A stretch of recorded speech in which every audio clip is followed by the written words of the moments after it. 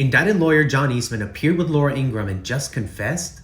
John, and just again, so we clarify this, on January 6th, what did you want to happen? And how was that historically grounded? In the history of our country, how would that have taken place? So just so the viewers can understand what would have unfolded and how that would have ultimately been constitutional. So there were, several things. Some people had urged that Vice President Pence simply had power to reject electors whose certification was still pending in legal contests. I don't believe that, but go ahead. I don't believe that. I don't That's either. one thing I don't agree with.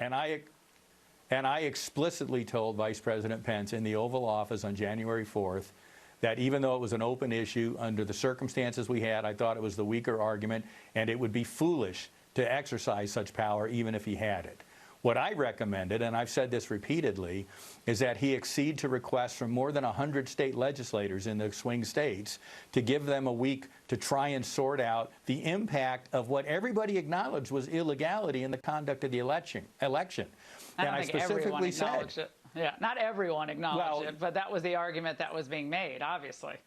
And there were obviously irregularities that everybody had seen, but whether that was, whether it rose to the level of changing the outcome of the election, again, without a legal proceeding in the states that mattered, the argument ultimately was a difficult one to make. I mean, hence here we are.